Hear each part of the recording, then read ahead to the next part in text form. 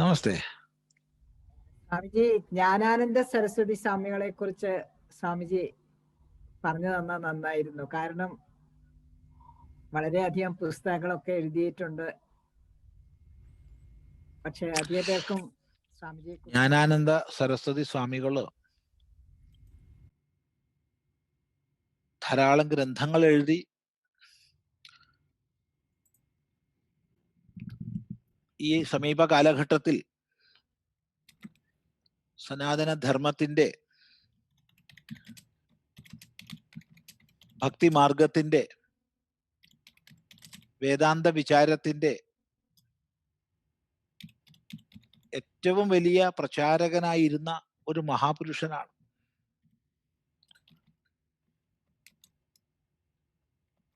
സ്വാമിജി ചെയ്ത സേവനങ്ങള്,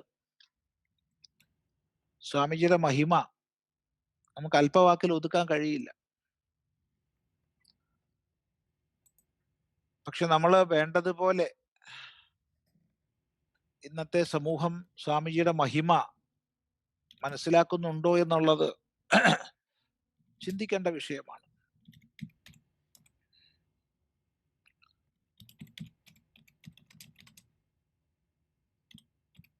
സമീപകാലത്ത്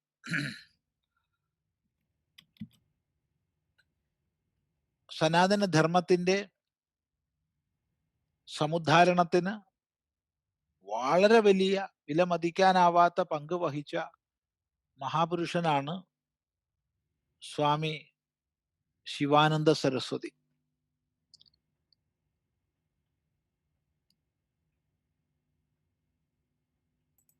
ലോകം മുഴുവൻ സ്വാമിജിയുടെ പ്രവർത്തനത്തിന്റെ സ്പന്ദനങ്ങൾ വ്യാപിച്ചു. യോഗശാസ്ത്രത്തിന്റെ പ്രചരണത്തിൽ, വേദാന്തത്തിന്റെ പ്രചരണത്തിൽ, സനാതന ധർമ്മത്തിന്റെ നിലനിൽപ്പിനും പോഷണത്തിനും വേണ്ടി സേവാ പ്രവർത്തനങ്ങളുടെ മേഖലയിൽ അദ്വിതീയമായ മാതൃകയായിരുന്നു സ്വാമിജിയുടേത്. ഋഷികേശ് ശിവാനന്ദ ആശ്രമം, ഡിവൈൻ ലൈഫ് സൊസൈറ്റി കേന്ദ്രമായിട്ട് ആ മഹാപുരുഷൻ പ്രവർത്തിച്ചു. എണ്ണി പറഞ്ഞ് ഒതുക്കാവുന്നതല്ല അവിടുത്തെ പ്രവർത്തനങ്ങൾ. ആ മഹാപുരുഷന്റെ മൊത്തം ലോകത്തിലേക്ക് വലിയ വേദാന്ത പ്രചാരകനായിട്ടുള്ള ഒരു സംഭാവനയാണ് പൂജ്യ ചിന്മയാനന്ദ സ്വാമികൾ. ചിന്മയാനന്ദ സ്വാമികളുടെ ഗുരുനാഥൻ ശിവാനന്ദ സരസ്വതി സ്വാമികളാണല്ലോ. അതുപോലെ ലോകം മുഴുവൻ യോഗ വിദ്യയെ പഠിപ്പിക്കുന്നതിൽ, പ്രചരിപ്പിക്കുന്നതിൽ വലിയൊരു സംഭാവനയായിരുന്നു വിഷ്ണുദേവാനന്ദ സരസ്വതി സ്വാമികൾ. ലോകം മുഴുവൻ അവിടുത്തെ സ്പന്ദനങ്ങൾ വ്യാപിച്ചിട്ടുണ്ടെങ്കിലും കേരളത്തിൽ കേന്ദ്രീകരിച്ചുകൊണ്ട് സനാതനധർമ്മ ഉദ്ധാരണത്തിന് വേണ്ടിയുള്ള അവിടുത്തെ സംഭാവനയായിരുന്നു ജ്ഞാനാനന്ദ സരസ്വതി സ്വാമികൾ. ഒരേ ഗുരുനാഥന്റെ ശിഷ്യന്മാരാണ്.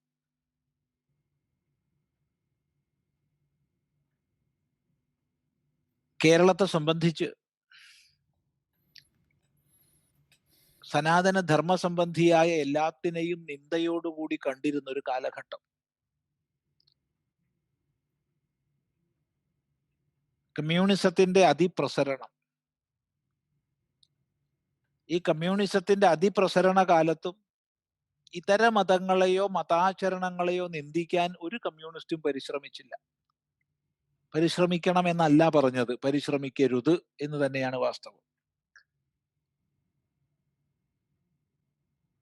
എന്നാൽ ഹൈന്ദവ മൂല്യങ്ങളെ, ഹൈന്ദവ ആചരണക്രമങ്ങളെ, ഹൈന്ദവ വിശ്വാസങ്ങളെ, ഹൈന്ദവ ശാസ്ത്രങ്ങളെ ഒളിഞ്ഞും തെളിഞ്ഞും ഒക്കെ നിന്ദിക്കുന്നതിലും, അങ്ങനെ നിന്ദിക്കുന്നതിനായിക്കൊണ്ടൊരു സമാജത്തെ വാർത്തെടുക്കുന്നതിനും കമ്മ്യൂണിസ്റ്റ് പ്രസ്ഥാനങ്ങൾ പ്രവർത്തിച്ചു എന്നുള്ളത് പരമാർത്ഥമാണ്. ആ സ്വാധീനത്തിൽ നിന്ന് വന്ന സിനിമകളും നാടകങ്ങളും നോവലുകളും കള്ളസ്വാമിമാരെയും ഒട്ടനവധി ദുരാചാരങ്ങളെയും മാത്രം സമൂഹത്തിന് മുമ്പിൽ ഉയർത്തി കാണിച്ചു. സനാതനധർമ്മ മഹിമ, അടിസ്ഥാന ശാസ്ത്രങ്ങളെ ഒട്ടും ഉയർത്തി കാണിച്ചില്ല. എന്ന തുല്യ നിലപാട് ഇതര മതങ്ങളോടൊട്ട് എടുത്തുമില്ല. അങ്ങനെ തീർത്തും ഹിന്ദുത്വം നിന്ദിക്കപ്പെടുന്ന കാലഘട്ടം. ക്ഷേത്രങ്ങളും മറ്റും പ്രായേണ വിശിഷ്യ വടക്കൻ കേരളത്തിൽ ജീർണിച്ചു കിടക്കുന്ന കാലഘട്ടം. പുരാണ ശ്രവണങ്ങൾ, സപ്താഹാദി കാര്യങ്ങൾ ഒട്ടും നടക്കാത്ത കാലഘട്ടം. എന്നാൽ അതിൽ ചില പരിവർത്തനം വരുത്തിക്കൊണ്ട് വാഴക്കുന്നം, ആഞ്ഞം, വൈശ്രവണം തുടങ്ങിയ മഹാഭക്തന്മാര്, വള്ളിയൂര് തുടങ്ങിയ പരാഭക്തന്മാര് ഭാഗവത പ്രവർത്തനങ്ങൾ ചെയ്തുകൊണ്ടിരുന്ന കാലഘട്ടം. പക്ഷെ മൊത്തം കേരളത്തിൽ വ്യാപിച്ചിട്ടല്ല. പലരെയും വിട്ടുപോകും കേട്ടോ, അതൊരു വലിയ കൃതജ്ഞതയായി പോകും.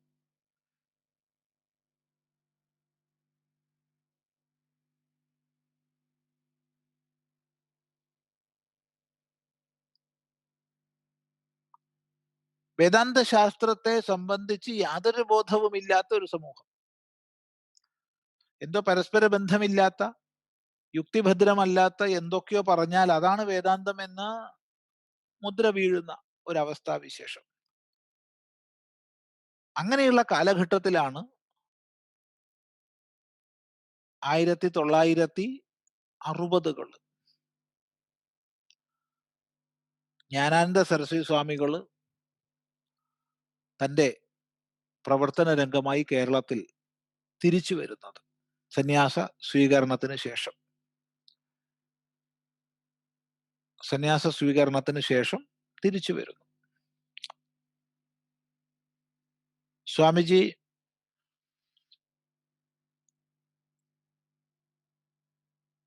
മധ്യ കേരളം, ആദ്യഘട്ടത്തിൽ അങ്ങനെ ഒരു കേന്ദ്രമല്ല, വ്യാപകമായി സഞ്ചരിച്ചു. ക്ഷേത്രങ്ങളിൽ നിന്ന് ക്ഷേത്രങ്ങളിലേക്ക് സപ്താഹങ്ങളും ആധ്യാത്മിക പ്രഭാഷണങ്ങളുമായിട്ട് അങ്ങനെ ഒരു ചിട്ട കേരളത്തിൽ കുറവാണ്. അഗമാനന്ദ സ്വാമികളുടെ ഒക്കെ പ്രവർത്തനം അതിനു മുമ്പേ ഉണ്ട്, ഇല്ലെന്നല്ല. പക്ഷെ വടക്കൻ കേരളത്തിൽ വളരെ കുറവാണ്.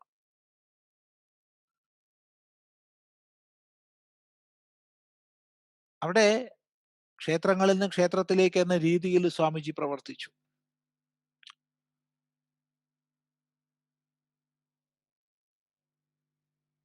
പിന്നീട് ഇരുനിലങ്കോട്,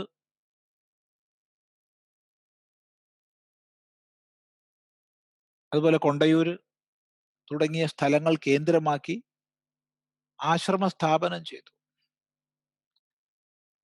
ആശ്രമം കേന്ദ്രീകരിച്ചുകൊണ്ട് സാധ്യതയ്ക്കനുസരിച്ച് സേവനങ്ങൾ ചെയ്തു.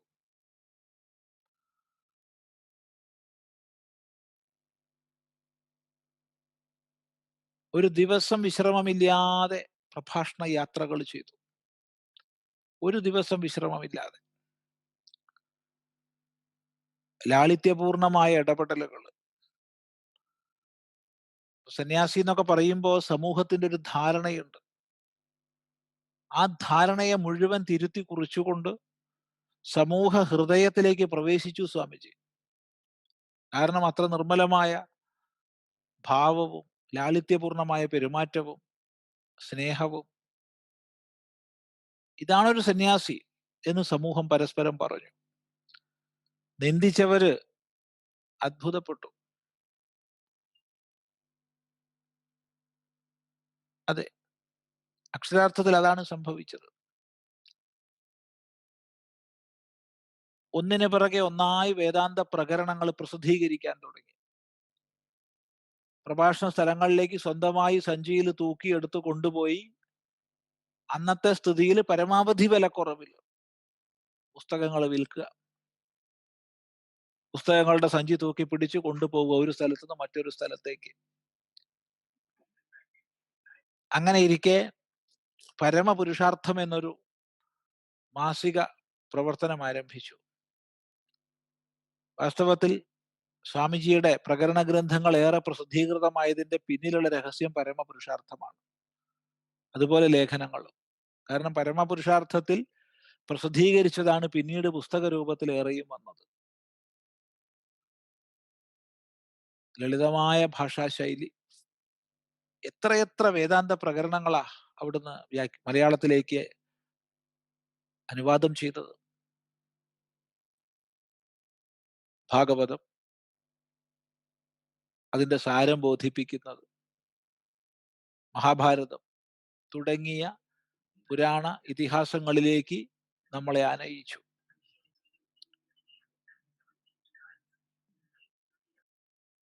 വലിയ പ്രവർത്തനമായിരുന്നു. പോകുന്ന സ്ഥലങ്ങളിൽ ഗൃഹങ്ങളിൽ താമസിക്കുക. അങ്ങനെ ഗൃഹങ്ങളിൽ താമസിക്കുമ്പോൾ ആ ചുറ്റുപാട് മുഴുവൻ ബന്ധപ്പെടുക. ഒരു ഗൃഹത്തിൽ താമസിച്ചാൽ ആ ഗ്രാമത്തിൽ മുഴുവൻ സ്വാമിജി എത്തിയിരിക്കും. അങ്ങനെ എന്താണ് ആചാരം എന്ന് സമൂഹത്തെ ബോധിപ്പിച്ചു. ആരാണ് സന്യാസി എന്ന് സമൂഹത്തെ ബോധിപ്പിച്ചു. അങ്ങനെയായിരുന്നു.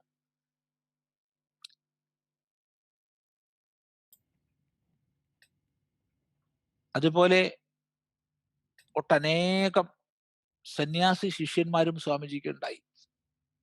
വളരെയധികം. കൃത്യം കണക്ക് സത്യസന്ധമായിട്ട് അറിയില്ല. കുറെ സന്യാസി ശിഷ്യന്മാർ. അവരിൽ പ്രത്യേകിച്ച്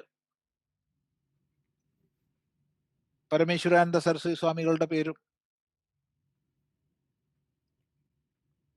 നിത്യാനന്ദ സരസ്വതി സ്വാമികളുടെ പേരും ഒക്കെ പ്രത്യേകിച്ച് എടുത്ത് പറഞ്ഞേ മതിയാവും. പരമേശ്വരാനന്ദ സരസ്വതി സ്വാമികൾ എന്ന് പറയുമ്പോൾ ഒരു കാലത്ത് കേസരിയുടെ പത്രാധിപരായിരുന്ന, ഇന്നും ഹിന്ദുധർമ്മത്തിന്റെ പ്രാഥമിക പാഠങ്ങളെ സംബന്ധിച്ച് ഏറ്റവും നല്ല ഗ്രന്ഥമായി പറയാവുന്ന ഹിന്ദുധർമ്മ പരിചയത്തിന്റെ കർത്താവായ കന്യാകുമാരി വിവേകാനന്ദ കേന്ദ്രത്തിന്റെ പ്രവർത്തനത്തിൽ വളരെ വലിയ പങ്ക് വഹിച്ച സാധുശീലൻ പരമേശ്വരൻ പിള്ള, അദ്ദേഹമാണ് സന്യസിച്ചിട്ട് പരമേശ്വരാനന്ദ സരസ്വതി ആയത്. അതുപോലെ പാലക്കാട് ജ്ഞാനാനന്ദ ആശ്രമത്തിന്റെ മഠാധിപതിയായിട്ടുള്ള നിത്യാനന്ദ സരസ്വതി സ്വാമികൾ, അവരൊക്കെ വലിയ പ്രവർത്തനങ്ങൾ ചെയ്തു. അവരിലൂടെ സന്യാസിമാരുടെ പ്രവർത്തനം ശിഷ്യഗണങ്ങളിലൂടെ വളരെയധികം വ്യാപിച്ചു. ആ മഹാത്മാക്കളെല്ലാം നമ്മൾ നമിക്കുന്നു. എത്ര വേദാന്ത ഗ്രന്ഥങ്ങളാ സ്വാമിജി എഴുതിയത്, ജ്ഞാനാനന്ദ സരസ്വതി സ്വാമികൾ. അത്ഭുതമാവും നമുക്ക് ഈ സപ്താഹങ്ങൾ ഒന്നിനു പിറകെ ഒന്നായി. ഏതായാലും അവസാന കാലത്ത്, ശരീരത്തിന്റെ അവസാന കാലത്ത് കൂടുതലും കന്യാകുമാരി ആയിരുന്നു. കന്യാകുമാരി ആനന്ദ കുടീരം എന്നുള്ള പേരിൽ ആശ്രമം സ്ഥാപിച്ച് അവിടെയായിരുന്നു. പിന്നീട് ഏകദേശം ശരീരത്തിന്റെ ഒരു അന്ത്യദശ വന്നപ്പോൾ പാലക്കാടേക്ക് വന്നു. പാലക്കാട് പട്ടണത്തിൽ വെച്ചിട്ടാണ് ശരീരം ശാന്തമാവുന്നത്. അവിടെ കുന്നത്തൂർ മേട് എന്നൊരു സ്ഥലമുണ്ട്. അവിടെ ഒരു ഗൃഹത്തിൽ വെച്ചിട്ടാണ് ശരീരം ശാന്തമാവുന്നത്.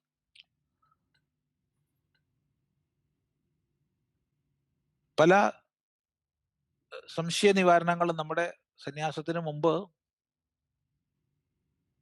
പഠിക്കുന്ന കാലത്ത് ചില സംശയ നിവാരണങ്ങൾ സ്വാമിജിയിൽ നിന്ന് സാധിച്ചിട്ടുണ്ട്. സംശയങ്ങൾ ഒരു കാർഡിൽ എഴുതിയാൽ മതി, മറ്റൊരു കാർഡിൽ മറുപടി വരും. അങ്ങനെയായിരുന്നു.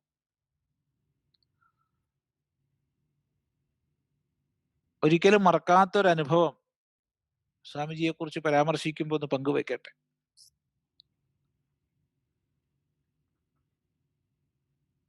ശരീരം ശാന്തമാവുന്നതിന്റെ കുറച്ച് വർഷങ്ങൾക്ക് മുമ്പ് തന്നെ ഇടയ്ക്കിടെ ശരീരത്തിന് രോഗങ്ങൾ വരുമായിരുന്നു. അങ്ങനെ രോഗം വന്ന് വളരെ അങ്ങോട്ട് കൂടും. ഏകദേശം ശരീരം ശാന്തമാവാനായി എന്നൊക്കെ അങ്ങോട്ട് തോന്നിക്കും. പക്ഷെ പിന്നെ തിരിച്ചു വരും. പിന്നെ വീണ്ടും പ്രവർത്തനം ചെയ്യും. അങ്ങനെ കുറേ ദശ ഉണ്ടായിരുന്നു. അങ്ങനെയുള്ള ഒരു അവസരത്തിൽ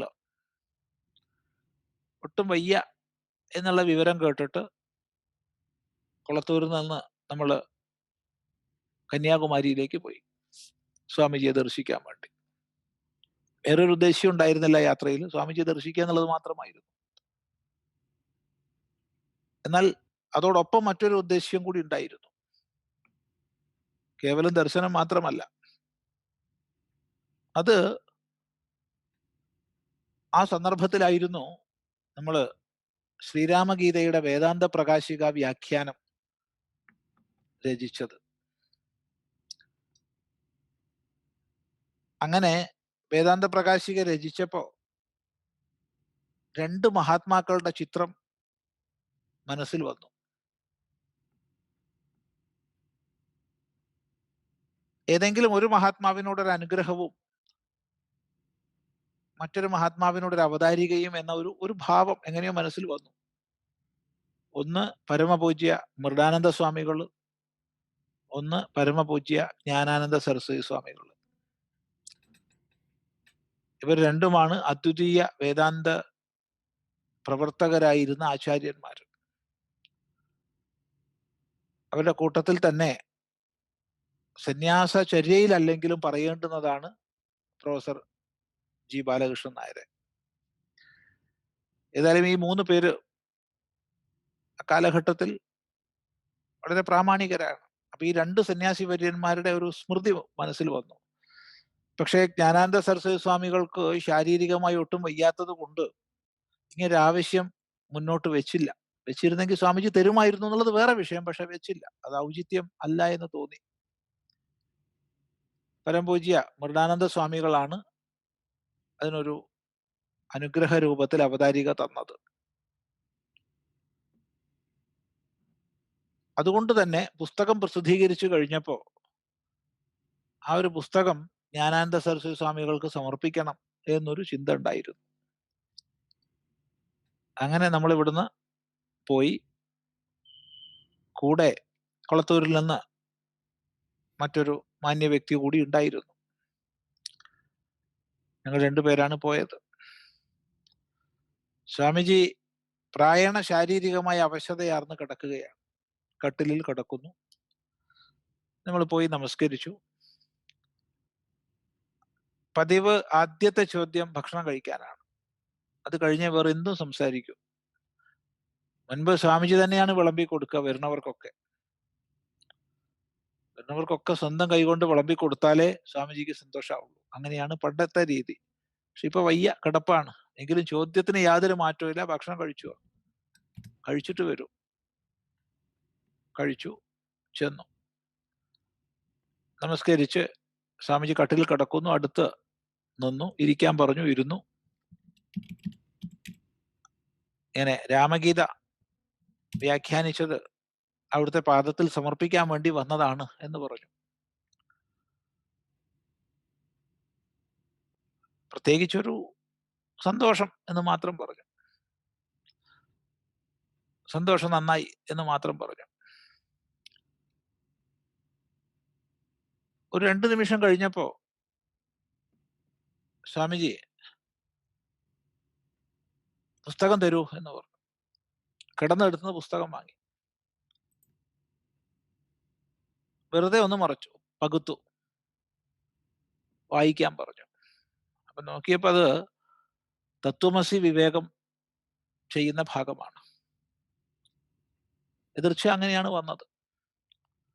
സ്വാമിജി കട്ടിലിൽ കിടക്കുന്നു. സ്വാമിജി നിർദ്ദേശിച്ചതനുസരിച്ച് നമ്മൾ വായിക്കുന്നു. ആ തത്വമസി വിവേകത്തിന്റെ ആ ഭാഗം ഒരു 2 നിമിഷം വായിച്ചു കാണും. പെട്ടെന്ന് അദ്ദേഹം ചാടി എഴുന്നേറ്റിരിക്കുകയാണ്. അപ്പൊ തീർത്തും അവശനായി കിടക്കുന്ന അവസ്ഥയിൽ നിന്ന് ചാടി എഴുന്നേറ്റ ഒരു ഇരുത്തം. അവിടെ പുറത്ത് 2-3 സ്വാമിമാര് മാല കെട്ടുന്നുണ്ട്. അവിടുത്തെ ആവശ്യത്തിനും കന്യാകുമാരിക്ക് സമർപ്പിക്കാനും ഒക്കെ വേണ്ടിയിട്ടുള്ള മാല കെട്ടലാണ്. ഉടനെ സ്വാമിജി സ്വതസിദ്ധമായ ശൈലി വിളിച്ചു, ശാപ്പട്ടരാമന്മാരെ വരൂ വരൂ എന്ന് വിളിച്ചു. വേഗം വരൂ ശാപ്പട്ടരാമന്മാരൊക്കെ എല്ലാം വന്നു. സ്വാമിജിമാര് വന്നു. സ്വാമിജിയുടെ ശൈലി അങ്ങനെയാണ്. സ്വശിഷ്യന്മാരെ സ്നേഹപൂർവ്വം വിളിച്ചതാണ്. അത് അവർക്കും അറിയാം, സ്വാമിജിക്കും അറിയാം. അവർ ശാപ്പട്ടരാമന്മാരൊന്നും അല്ല. അവർ ശാപ്പെടുന്നത് ഭഗവത് നാമം തന്നെയാണ്. ഭഗവത് നാമത്തിൽ അങ്ങനെ രമിച്ചു കഴിയുന്നവരാണ്. അതാണ് അവരുടെ ശാപ്പാട്. ശരിക്കും വായിക്കൂ, മുഴുവൻ വായിച്ചു. 2-3 ശ്ലോകങ്ങളുടെ വ്യാഖ്യാനം വിസ്തൃതമായി മുഴുവൻ വായിച്ചു കേട്ടു. പൂർണ്ണ മനസ്സോടുകൂടി അനുഗ്രഹിക്കുകയും ചെയ്തു. ഇത് ഒരിക്കലും മറക്കാത്തൊരു സംഭവമാണ്. കാരണം ഒരു ആചാര്യൻ ശാരീരികമായി വളരെ ക്ലേശിച്ചു കിടക്കുന്ന ഒരു സമയം. പക്ഷേ ശാസ്ത്ര പ്രവർത്തനം അല്ലെങ്കിൽ ശാസ്ത്രത്തിന്റെ താത്പര്യം അതിൽ എത്രമാത്രം ആന്തരികമായ നിഷ്ഠ എന്നുള്ളത് എടുത്തു കാണിക്കുന്ന ഒരു സന്ദർഭം അഥവാ ദൃഷ്ടാന്തമാണത്. അവിടെ പിന്നെ ശാരീരികമായ രോഗവ്യാധിയൊന്നുമില്ല. ഇപ്പോഴും മനസ്സിൽ തെളിയാണ് ആ ചാടി എഴുന്നേറ്റുള്ള ഒരു ഇരുത്തം.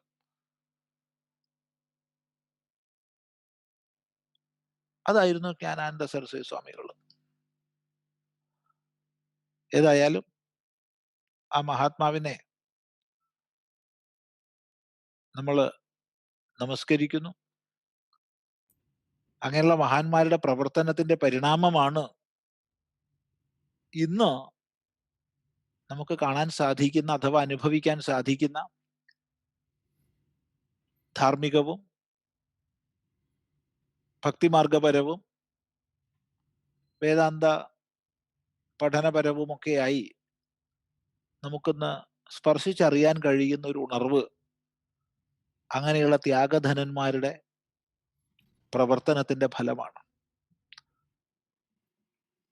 നേരത്തെ പ്രസംഗ സ്ഥലങ്ങളിലേക്ക് പുസ്തകം കൊണ്ടുപോകണ പറഞ്ഞല്ലോ. ആ കാലഘട്ടത്തിലൊക്കെ ഓരോ സ്ഥലത്ത് ചെന്നാൽ എന്ത് സൗകര്യം ഉണ്ടാവുക? ഒരു സൗകര്യവും ഉണ്ടാവില്ല.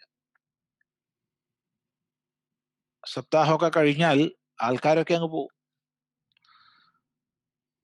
സ്വാമിജിയുടെ കിടപ്പായാലും ഭക്ഷണമായാലും മറ്റ് വ്യവസ്ഥയായാലും ഒക്കെ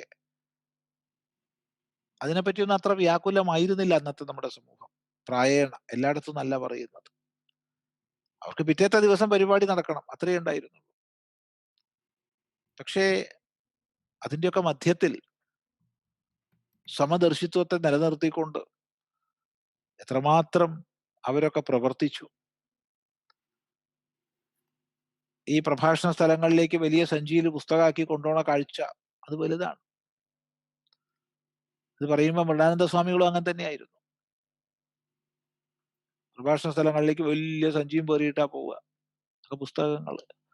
പിന്നീടാണ് വാഹന വ്യവസ്ഥയൊക്കെ വന്നത്. അത്തരം ത്യാഗധനന്മാര് ധർമ്മ സംസ്ഥാപനത്തിന് വേണ്ടി പ്രവർത്തിച്ചത് നമുക്കൊക്കെ മാർഗദർശനമായി നമ്മുടെ മുമ്പിൽ നിലകൊള്ളുകയാണ്. ഓർമ്മിക്കാനും ഓർമ്മിപ്പിക്കാനും സാധിക്കുമ്പോൾ സന്തോഷം എന്ന് മാത്രം പറയുന്നു. നമസ്തേ.